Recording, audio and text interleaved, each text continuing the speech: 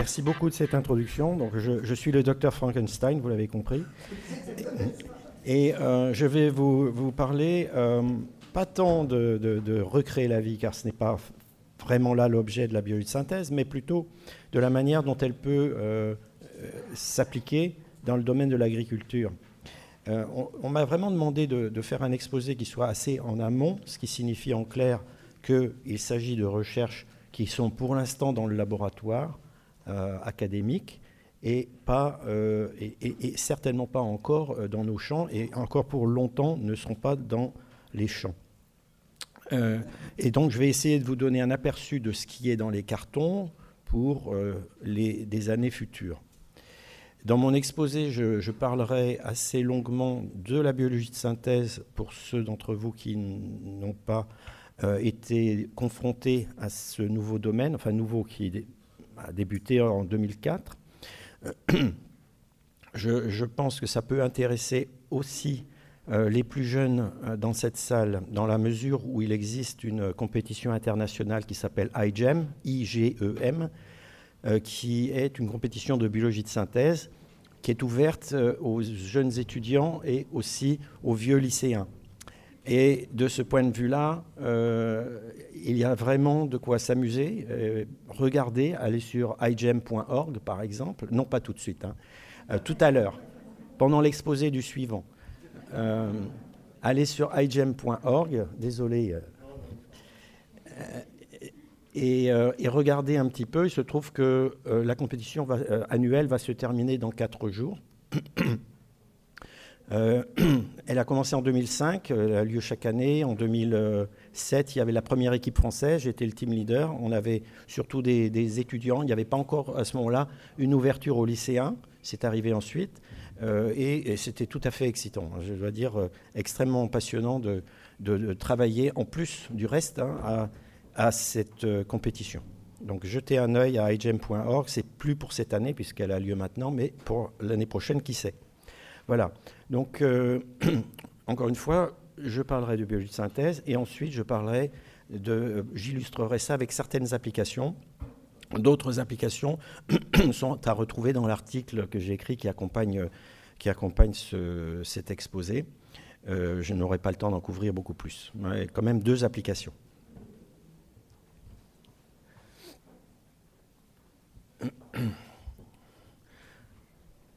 Alors, on va commencer très doucement avec une définition brève de la biologie de synthèse comme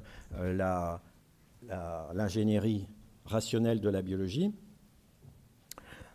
Mais si on veut rentrer dans un peu plus de détails, on est obligé de dire oui, mais l'ingénierie de la biologie, c'est la biotechnologie. Ça existe depuis Noé, qui a fait fermenter du jus de raisin en vin. Donc ça fait au moins 5000 ans. Qu'est-ce qu'on apporte de plus? Et c'est là où on s'aperçoit que le domaine biologie de synthèse est lui-même un objet complexe et qu'on ne peut pas l'appréhender avec une définition, 2 définitions. Il faut en fait une multitude de points de vue sur cet objet, comme pour tout objet complexe, pour arriver à réaliser à peu près de quoi il s'agit. Et là, on ne passera certainement pas tout en revue, mais on verra quelques angles, quelques points de vue, et puis donc ensuite des illustrations sur les plantes et l'agriculture. En général, disons que actuellement, ce terme biologie de synthèse, ou synthetic biology en anglais, rassemble toutes les formes avancées des biotechnologies avec des objectifs environnementaux, empreinte carbone, et puis aussi des objectifs économiques de coûts et de délais de mise sur le marché. Comment est-ce qu'on arrive à les réduire? Vous allez le voir dans un instant. Mais de quoi exactement parle-t-on? Une autre façon, c'est de regarder qu'est-ce qu'on produit avec la biologie de synthèse. En fait, il y a 3 types d'approches qui sont regroupées dans ce terme. La première, celle que vous voyez en haut, ce sont les systèmes in vitro, c'est-à-dire en dehors du vivant, qui sont illustrés dans mon premier exemple tout à l'heure, sur les plantes. À gauche, vous avez la cellule ou le génome que vous minimalisez. Donc là, il s'agit d'une approche déconstructiviste. Vous partez de quelque chose qui fonctionne, une cellule, avec son génome, et puis vous enlevez ce qui, entre guillemets, est inutile, ou vous semble inutile d'après vos connaissances, et puis ça vous fait aussi de la place pour mettre des choses que vous avez envie d'y mettre, d'y ajouter, et qui permettront, par exemple, de produire un composé chimique utile. Ça peut être pharmaceutique ou ça peut être autre chose, un phytosanitaire, etc. Donc, ça, c'est l'approche déconstructiviste. Et en bas à droite, vous avez l'approche constructiviste, hiérarchique, d'artefacts que l'on base sur des biobriques. Alors justement, on va parler d'abord, pour rappeler, j'ai un petit souci. Voilà. Donc, système in vitro acellulaire, on peut penser aux protocellules. Par exemple, il y a des projets du type lutte contre les tumeurs cancéreuses, dans lequel on utilise des protocellules qui ne sont pas grand-chose d'autre qu'un mélange de lipides et de flotte, comme des crèmes de beauté, hein, crèmes hydratantes, comme on dit, sauf qu'on a mis dans la membrane de quoi reconnaître une cellule cancéreuse, et dans l'intérieur de cette protocellule, on a mis quelque chose qui va tuer ce à quoi s'est accrochée la protocellule, donc la cellule cancéreuse. Il y a des pavages bidimensionnels, tridimensionnels, faits avec de l'ADN, avec des acides nucléiques comme l'ADN. Je ne parlerai pas de cela, même si j'ai un exemple donc, sur les systèmes in vitro. Après, les autres aspects peuvent être cellulaires, notamment c'est le cas de l'approche déconstructiviste, mais revenons-en à l'approche constructiviste. Vous avez une forte notion de hiérarchie qui va apparaître. Vous commencez au niveau bas avec des biobriques qui sont en général des morceaux d'ADN qui codent pour une chose. Ça peut être une protéine, ça peut être un ARN, ça peut aussi être une séquence régulatrice de la synthèse d'une protéine ou d'un ARN. Vous assemblez un certain nombre de biobriques en dispositifs. Aujourd'hui, une quinzaine de composants, c'est assez typique. Hein, un circuit un circuit métabolique qui va vous permettre, à partir d'un composé existant dans la cellule ou que l'on donne à la cellule, de former en plusieurs étapes un autre composé chimique à haute valeur ajoutée. Hein, encore une fois, l'exemple peut être pharmaceutique, phytosanitaire ou autre. Un autre type de circuit, c'est le circuit régulatoire qui permet de dire, entre guillemets, aux gènes du circuit métabolique à quel moment, à quel niveau et où ils doivent se mettre en route.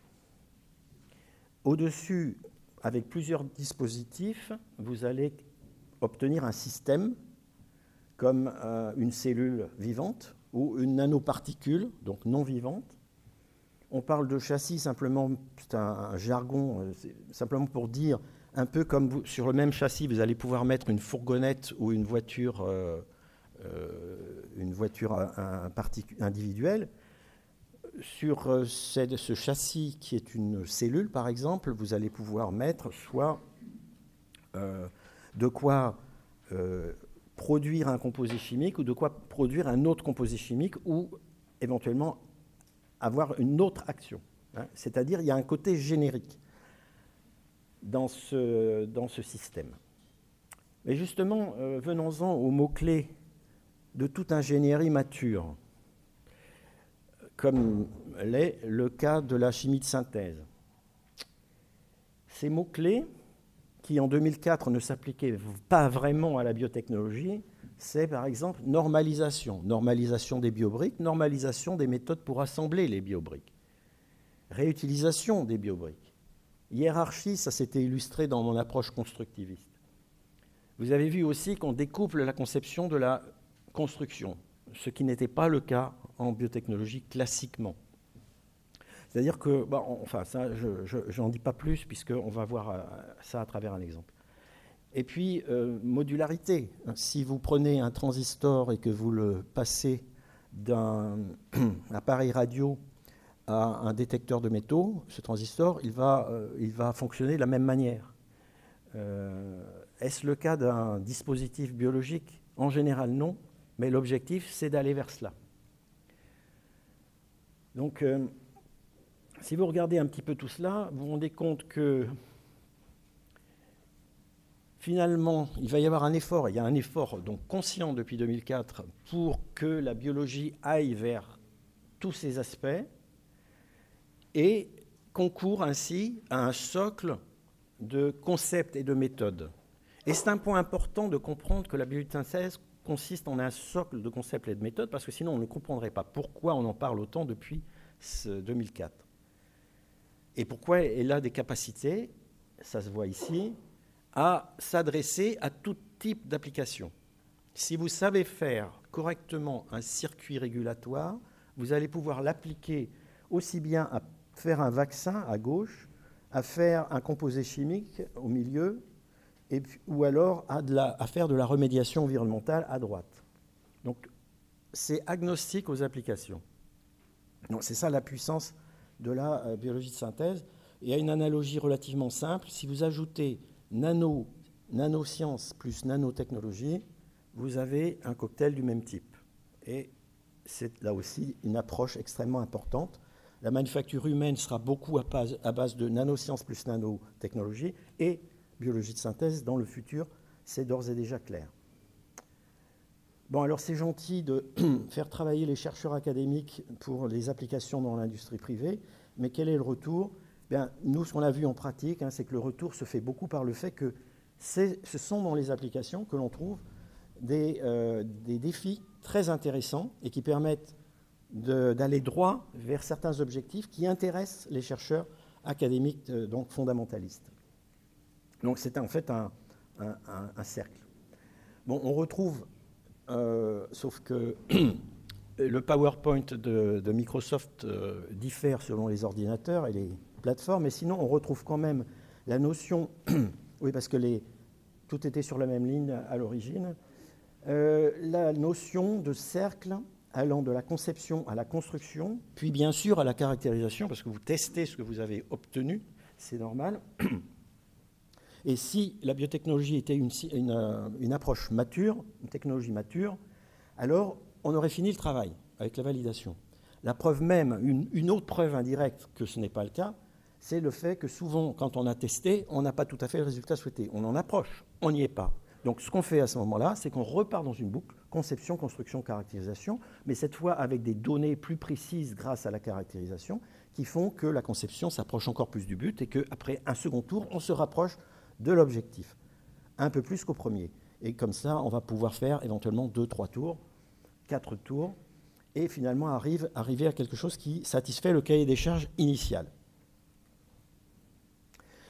Alors, un petit mot sur les moteurs actuels de la biologie de synthèse. Et d'abord, les moteurs qui viennent de la biologie, et notamment ce qu'on appelle les omics. Alors, les omics, c'est pas très compliqué, c'est à partir des années 1995, on commence à savoir séquencer un génome entier, on parle de génomique, à connaître le complément en ARN messager des cellules, on appelle ça transcriptomique, et protéomique, évidemment, l'ensemble des protéines de la cellule, ou quasiment l'ensemble. Donc, les omics, et en somme, une biologie d'analyse, une biologie analytique qui devient beaucoup plus puissante qu'elle ne l'était auparavant. Alors, si vous voulez regarder un petit peu ce qui s'est passé en chimie dans les années, alors 140 ans plus tôt, donc dans les années 1860, 1850, on a une chimie analytique triomphante, et c'est là que prend l'essor la chimie de synthèse à travers, par exemple, le programme de Marcelin Berthelot, exposé au Collège de France en 1864, qui dit maintenant on va aller vers la synthèse. Alors la synthèse pour l'analyse, c'est-à-dire on va synthétiser plus de produits naturels pour mieux l'analyser, mais le jour où vous faites ça, l'année suivante, vous pouvez synthétiser un produit, un composé qui n'est pas naturel. Et là, vous avez sauté un pas important, même si techniquement ce n'est pas un pas important, c'est juste une glissade. Bon, donc ici on voit un peu la même chose se produire, donc avec avec 140 ans de décalage. Mais les apports à la biologie de synthèse sont loin de s'arrêter à ceux de la biologie. Déjà, on peut mentionner la chimie aussi en tant que telle, puisqu'on va être amené à synthétiser de l'ADN, c'est la première des choses, ce qui aujourd'hui commercialement se fait 100% par voie chimique, même s'il y a actuellement une demi-douzaine de sociétés dans le monde, dont une à Paris, celle qui a le plus de succès bien sûr, qui utilisent une approche biologique à la synthèse de l'ADN. Mais ce n'est pas commercial encore. Et puis, pourquoi synthétiser des choses naturelles ? On peut synthétiser des polymères non naturels. Et il y a des très bons travaux qui ont lieu dans plusieurs pays, y compris en France avec Jean-François Lutz, mentionné ce matin par notre lauréat Jean-François Lutz à Strasbourg. Mathématiques et informatique, oui, puisqu'on parle de conception, donc de modèles mathématiques que l'on fait tourner, entre guillemets, dans l'ordinateur, donc par l'informatique. Après, il y a encore d'autres aspects qui viennent aussi de l'informatique, ne fût-ce que le calcul, le stockage. Enfin, on est là sur le principal, fondamentalement, qui alimente la biologie de synthèse. On ne peut pas oublier la microfluidique et l'automatique pour l'évolution artificielle qui permet parfois d'améliorer un produit qu'on a obtenu rationnellement dans l'étape précédente, par exemple hiérarchique constructiviste, et qu'on améliore par évolution artificielle. Et puis c'est vrai, dans ce domaine, on peut aussi placer des questions sur l'origine de la vie, ou plutôt les origines de la vie, puisqu'ici tout est ouvert et qu'on peut au fond recréer plusieurs origines de la vie, qui, si ça se trouve, n'ont rien à voir avec l'origine de la vie telle que nous la connaissons. Tout cela est baigné par les sciences de l'ingénieur, je ne crois pas qu'il y a de pointeur, que j'ai inscrit en bas. Voilà. Ensuite, au niveau des succès commerciaux, en 2015, le Woodrow Wilson Center aux États-Unis a répertorié 116 produits ou procédés issus de la biologie de synthèse qui sont sur le marché ou tout proche d'être sur le marché. Nous sommes maintenant 6 ans plus tard, personne ne refera ce travail. Il y a une véritable explosion des produits et process liés à la biologie de synthèse. Maintenant, j'en viens aux plantes et à l'agriculture. D'abord, de façon un petit peu générale et indépendante de la biologie de synthèse, pour dire quels sont, en règle générale, les objectifs des améliorations que l'on peut, ou des modifications que l'on peut apporter aux plantes. Alors, on verra tout à l'heure qu'on va parler d'améliorer la photosynthèse et surtout la fixation du dioxyde de carbone, le CO2, le principal gaz à effet de serre. Mais on peut aussi vouloir optimiser leur croissance, ce qui permet d'avoir plus de biomasse dans un temps plus réduit. On peut modifier leur métabolisme à fin de bioproduction, c'est-à-dire produire un composé chimique d'intérêt et de haute valeur ajoutée à partir des plantes. Avec le gros avantage, c'est que les plantes, vous cultivez ça sur des milliers d'hectares, vous pouvez vraiment avoir des tonnages importants qui soient produits. Donc, je donnerai juste un exemple là-dessus, ce seront les 2 exemples que je donne. On peut recourir à moins de produits phytosanitaires. On peut aussi tenter de les adapter au changement climatique et on peut altérer leur composition pour faciliter leur usage par la manufacture humaine. Si maintenant je me place dans l'optique biologie de synthèse en agriculture, on voit des projets parfois très ambitieux, parfois très long terme, sur la fixation de l'azote atmosphérique, ce que les légumineuses font très très bien de façon naturelle, mais que les céréales ne font pas. Donc, connaissant la proportion de de la nourriture terrestre humaine en termes de céréales, on voit l'intérêt qu'il y aurait à apprendre, entre guillemets, aux céréales à utiliser l'azote atmosphérique et mettre au chômage la société Yara, qui nous a fait une très belle présentation ce matin. D'ailleurs, ils étaient d'accord puisqu'ils ont dit que leur objectif, c'est qu'on utilise de moins en moins leurs engrais azotés. Donc, tout le monde est d'accord. Alors, la mauvaise nouvelle, c'est que Yara a encore du travail pour un certain nombre d'années parce que les travaux en question ne sont pas encore très avancés. Ils sont très amont aussi, mais je n'en parlerai pas, ce n'est pas l'exemple que j'ai retenu. Améliorer la saccharification, tout simplement parce que quand vous partez de bois ou vous partez, disons, de feuilles dont la paroi de chaque cellule est faite de cellulose, sans rentrer dans les détails, que vous voulez avec cela faire des sucres simples qui peuvent alimenter vos bactéries pour faire de la bioproduction, par exemple, des choses comme ça, vous avez un vrai problème de déconstruction de ces molécules très complexes. La lignine, n'en parlons même pas. La cellulose, déjà, c'est difficile. On va obtenir glucose, xylose, etc. Mais c'est un problème très limitant en pratique. Et donc, améliorer la saccharification revient à améliorer ce process. Bon, améliorer le processus de photosynthèse est un autre axe. Modifier une plante extrêmement répandue comme le riz pour produire des composés organiques à 4 carbones plutôt que 3, c'est également un objectif important. Naturellement, il produit des composés à 3 carbones, cependant que, par exemple, le maïs, lui, en produit à 4 carbones. Et donc, on pourrait améliorer les rendements du riz si on était capable de lui apprendre, entre guillemets, à produire des composés à 4 carbones, ce qui demande une géométrie à l'intérieur des feuilles un petit peu particulière. Je ne rentre pas trop dans les détails, puisque ce n'est pas un exemple que j'ai pris, mais c'est un des objectifs qui est recherché. Ensuite, il y a la résistance des plantes aux parasites et à la sécheresse, et j'aurais pu mettre aussi comment empêcher les parasites de résister à des actions, à des produits phytosanitaires. Ça peut faire partie de la problématique, c'est d'ailleurs des approches assez proches, assez semblables. J'en viens au point 6, celui que je vais développer, fixation de carbone et de CO2 par une voie optimisée, totalement synthétique. Et puis le point 7, que j'évoquerai rapidement si j'ai le temps à la fin, qui est un objectif de bioproduction de composés chimiques important pour la manufacture humaine. Donc, d'abord, la fixation de CO2. Tout petit rappel sur la photosynthèse qui se déroule en 2 phases. La phase lumineuse, rapide, qui fait appel à des photosystèmes et qui est donc les photosystèmes captent la lumière solaire.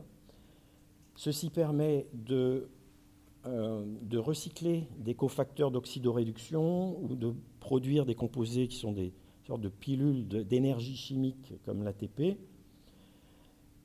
et d'enclencher la phase obscure ou métabolique qui suit et qui permet de capter le CO2. Alors, pour plus de 90% des 350 milliards de CO2 fixés chaque année par les plantes et les algues, plus de 90% se fait par le cycle de Calvin. Mais 5 autres cycles ont été décrits dans la littérature qui permettent de capter les autres moins de 10% de ces 350 milliards de tonnes de CO2 par an. Donc là, on va partir du cycle de Calvin et je vais vraiment vous le commenter de façon assez légère, ne craignez rien. Au fond, le principal se trouve en haut à droite, vous avez un sucre, le ribulose, auquel va s'ajouter, donc à 5 carbones, pardon, là on va parler du bilan carbone, à 5 carbones auquel vous ajoutez un 6e carbone venant du CO2 atmosphérique, sous l'action d'une enzyme appelée Rubisco. Une enzyme très abondante, si ce n'est la plus abondante sur la Terre. Et de cette façon-là, vous faites 2 glycérates qui ont 3 carbones chacun, donc vous retrouvez bien vos 6 carbones, qui peuvent entrer dans le métabolisme central, qui peuvent continuer le cycle. Car cycle signifie bien, effectivement, une série de réactions chimiques qui se referment sur elles-mêmes. On va voir comment elles se referment. Donc ça, c'était l'étape 1, fixation du carbone. L'étape 2, c'est la réduction du glycérate en glycéraldéhyde. Et l'étape 3, c'est en plusieurs étapes la régénération du ribulose à partir de glycéraldéhyde. Alors vous avez un glycéraldéhyde à 3 carbones, vous en prenez 5, avec ces 5, vous faites 3 ribuloses à 5 carbones. Faites le compte, il est bon. Donc vous avez, voilà, j'en dirai pas plus sur le cycle de Calvin, qui est le cycle naturel donc, et principal.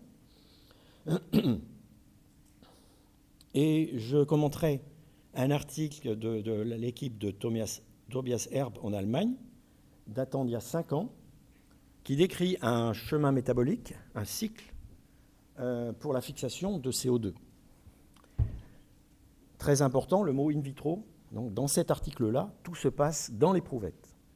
On va voir ensuite les tentatives pour se rapprocher d'un système plus complet. Et nous parlons bien de la phase obscure, la phase métabolique de la photosynthèse. Donc là, vous retrouvez le cycle de Calvin à gauche, et à droite, le travail qu'ont fait ces auteurs. Travail en deux grandes parties.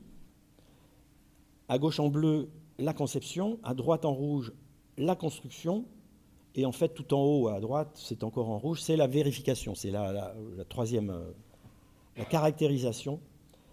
Donc, je vais rapidement commenter chaque étape. Donc, la première, c'est, puisque Rubisco est une enzyme qui n'est pas d'une grande efficacité, en particulier parce qu'elle va catalyser aussi la fixation de O2, l'oxygène, et pas seulement de CO2 sur le ribulose, ce qu'on appelle photorespiration, qui vient donc en compétition avec la carboxylation, bon, dans une proportion moyenne de 1 pour 4, hein, mais néanmoins une compétition non négligeable. Alors, les auteurs commencent par chercher des carboxylases, tout en haut, hein, dans la partie bleue, des carboxylases qui peuvent remplacer Rubisco. Et donc fixer le CO2 sur un sucre. Ils prennent ça dans la littérature, dans les bases de données qui contiennent des données venant de tous les organismes vivants dont on a les génomes ou des informations biologiques. C'est très très vaste. Et ils les rangent selon leur efficacité, très bien. Ensuite, la seconde étape, je n'ai pas de pointeur, mais c'est ce qu'on appelle rétrosynthèse métabolique. Oui, vous voulez faire un cycle ou une série de réactions chimiques. Vous avez votre réaction, finalement, phare, hein, c'est la réaction 0, celle qui fixe le CO2. Vous avez un composé juste en amont. Mais comment, à partir des ressources d'une cellule normale, arriver à ce composé, que je vais appeler 0 pour le coup, celui qui est juste à gauche de la flèche bleue? Comment y arriver? Si ça se trouve, il y a plusieurs possibilités. Peut-être il y a 3 composés qui permettent d'y arriver en une étape. Le point important, c'est une étape. Donc à l'étape -1, j'ai 3 composés possibles qui vont pouvoir donner lieu à mon composé 0, celui qui va ensuite se fixer au CO2. Oui, mais à l'étape -2, chacun de ces 3 composés de l'étape -1 peut avoir été obtenu à partir d'un composé, de plusieurs composés probablement. Merci. Et c'est là où le corps s'affaire parce que, voilà, il faut appuyer sur l'avant, c'est ça? Voilà. Non, mais il n'est pas vert, lui. C'est le rouge, là? Sinon, j'en ai une aussi. Attendez, faire une comparaison. D'accord, merci. Donc, vous voyez que quand j'arrive à l'étape -2, j'ai peut-être déjà une quinzaine de composés possibles. À l'étape -3, chacun des 15 donne lieu à 3, 4, 5, 10 possibilités. J'arrive à 150 composés possibles. Donc j'ai un espèce d'arbre touffu qui se crée avec juste une espèce de racine, c'est mon composé 0, celui que je vais combiner au CO2, et puis à chaque nœud, j'en ai de plus en plus. C'est un arbre combinatoire très touffu. Alors qu'est-ce que je vais en faire? Je ne peux pas me contenter de ça. Maintenant, il va falloir des critères pour départager, pour ne retenir qu'un composé par nœud, pour faire finalement un cycle réaliste. Alors, il y a plein de critères possibles. Un qui est évident, c'est l'évaluation thermodynamique. Si pour aller du composé -1 ici au composé 0, j'ai quelque chose qui demande de l'énergie, peut-être pas le retenir. La réaction se produira, mais dans le mauvais sens, etc., etc. Donc, vous voyez, et puis, bon, il y a le recyclage des cofacteurs, il y a un certain nombre de choses comme ça qui vont être prises en compte. On va élaguer notre arbre touffu pour retenir finalement un nœud à chaque étape et créer ce cycle. Ensuite, pour chacune de ces étapes, si mon cycle est maintenant plus ou moins dessiné sur le papier ou sur l'ordinateur, on va identifier pour chaque étape une enzyme candidate qui va pouvoir accélérer, catalyser la réaction en question. Donc la réaction -1 vers 0, -2 vers 1, -1, -3 vers -2, etc. C'est comme ça qu'on va procéder par rétrosynthèse. Vous voyez pourquoi on dit rétro, hein, on marche à l'envers finalement. Et on arrive en bas de la phase théorique avec donc des enzymes candidates possibles que l'on va chercher dans la littérature et les bases de données. Donc là, j'ouvre une parenthèse pour dire, bon, voilà le cycle de Calvin qui est le cycle naturel.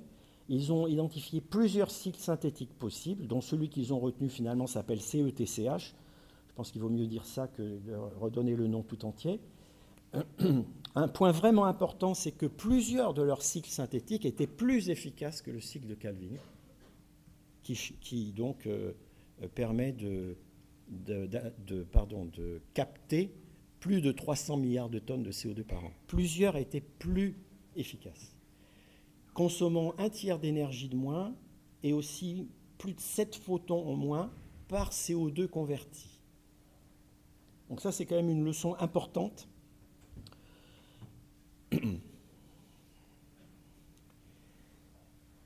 Donc on en arrive à la phase expérimentale, en bas, ici. Ces enzymes candidates identifiées dans la littérature, on va les cribler pour leur activité, on va les caractériser pour leur cinétique. Et quand on est satisfait des choix, à ce moment-là, on les mélange. On les met toutes dans le même tube, et puis on met un composé zéro qu'on va rendre visible, par exemple avec du carbone 13, ou non, plus exactement, on va mettre du CO2 carbone 13 pour suivre ce qui va se passer. Et on va regarder le flux qui va se produire.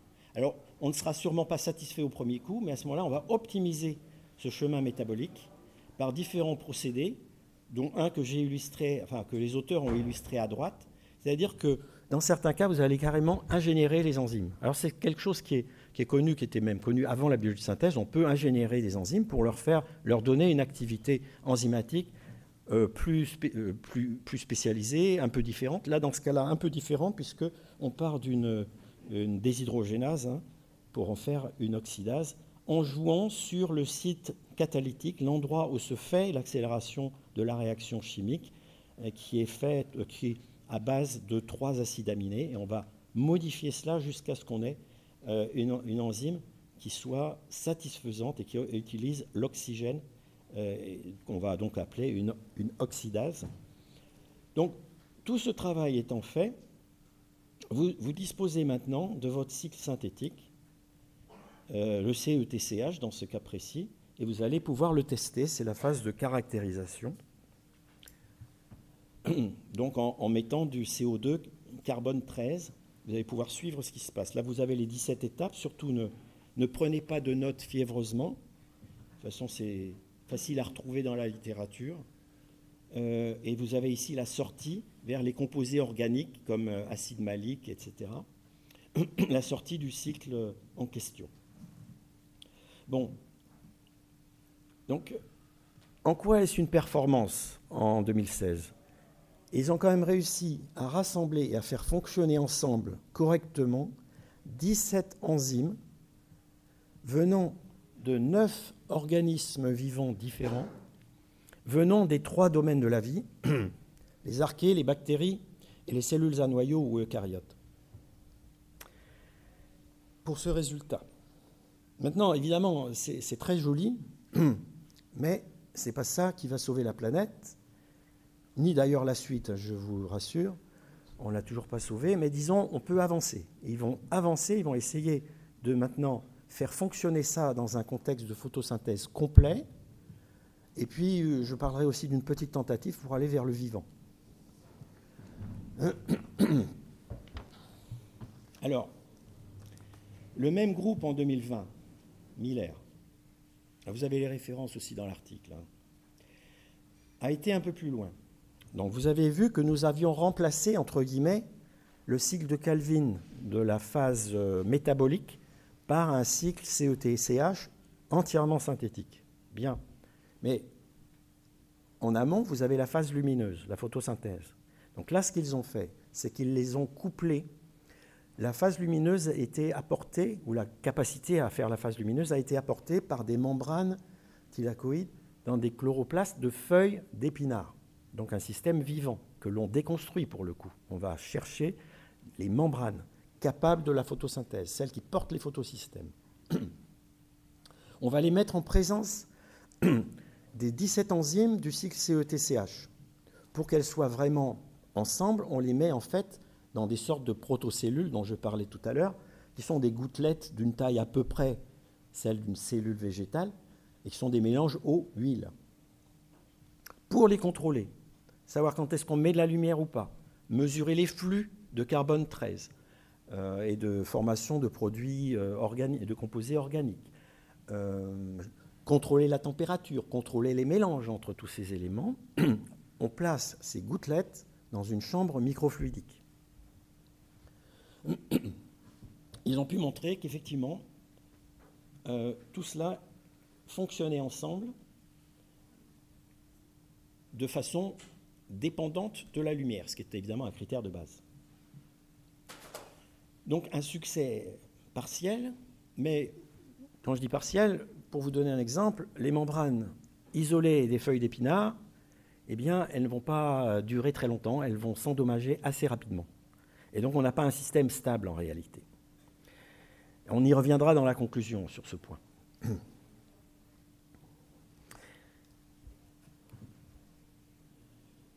Maintenant, dans un article de 2018, je vais vous parler d'une tentative pour aller mettre un cycle de Calvin, enfin un équivalent du cycle de Calvin synthétique, artificiel, dans une bactérie qui n'en a pas du tout. Donc c'est une première tentative vers le vivant. Vous allez voir que là aussi, il y a des fortes limites. Donc l'idée, oui, apparemment c'est ça. L'idée est la suivante. Vous prenez une bactérie qui métabolise le méthanol. Hein. Avec ça, elle fait bien sûr sa biomasse, elle recycle ses cofacteurs et elle produit du CO2. Vous allez ajouter un équivalent du cycle de Calvin, c'est à droite en orange, dans la bactérie, qui va prendre en charge du CO2 et faire de la biomasse avec ce carbone-là. Pour les besoins de la démonstration, vous allez couper la voie qui permet, à partir du méthanol, de faire la biomasse. Ceci en inactivant 3 gènes naturels de la bactérie en question. Ainsi, vous avez découplé l'acquisition d'énergie qui est le fait du méthanol et la formation de biomasse qui est le fait du cycle équivalent à Calvin. Ceci dit, la limite, c'est que l'objectif d'autotrophie synthétique n'est pas atteint parce que le système ne fonctionne pas très longtemps, il fonctionne seulement transitoirement. Mais enfin, c'est un petit début de succès. Ce qui me permet quand même de faire remarquer qu'aujourd'hui, ces avancées impressionnantes du point de vue fondamental ne sont pas encore, ou plutôt sont encore loin du champ. Et n'oubliez pas qu'ici, c'est une bactérie sur laquelle on a travaillé et non pas une algue, une macroalgue ou une plante.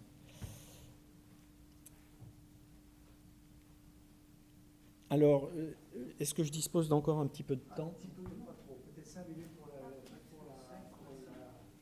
l'exposer, puis ensuite faire des questions. Très bien. Merci. Donc, je vais être très rapide sur la bioproduction. Là, il s'agit d'articles de 2019, mais il y en a eu depuis. C'est des gens qui sont à Norwich, au Royaume-Uni, et aussi dans le contexte d'un Synthetic Biology Research Center qui s'appelle Open Plant, qui est dédié aux plantes, la biologie de synthèse, où ils ont un système viral pour la bioproduction. Alors, ils sont loin d'être les seuls, hein.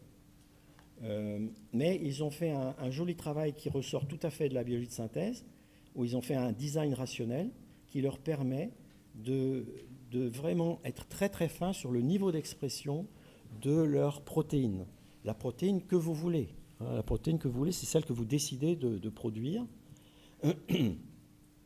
Et ceci avec une cassette d'expression partant d'un virus naturel, le cowpea, le pois de la vache, en français le niébé, le virus de la mosaïque, qui est modulaire standardisé, dans lequel vous jouez sur les séquences que vous mettez autour de votre gène d'intérêt, celui qui va produire votre protéine, pour ajuster les niveaux d'expression. Ils sont quand même arrivés à sortir jusqu'à 5 grammes de composés à la fin du cycle, 5 grammes de composés utiles à partir d'un seul kilo de plante. Et 1 kilo de plante, vous l'obtenez en une journée de travail pour 2 personnes, dans le laboratoire de recherche. pour l'instant. Donc il travaille dans une plante cousine du tabac, aussi dans la tomate, et puis il continue de chercher d'autres hôtes possibles. Et je mentionnerai simplement qu'on peut avec cela produire des composés chimiques complexes, ils l'ont montré, mais aussi des protéines complexes, anticorps, enzymes et antigènes pour la vaccination.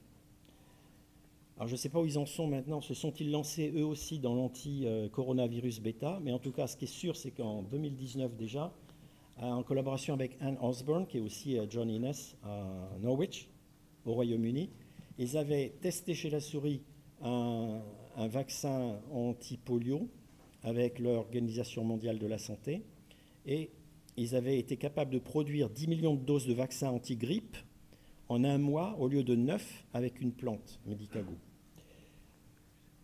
Donc, ce que je voudrais dire en conclusion, c'est d'abord, vous voyez qu'aujourd'hui, la biologie de synthèse ne fait qu'effleurer le monde vivant et encore à travers les micro-organismes et non pas les plantes et les macro-algues.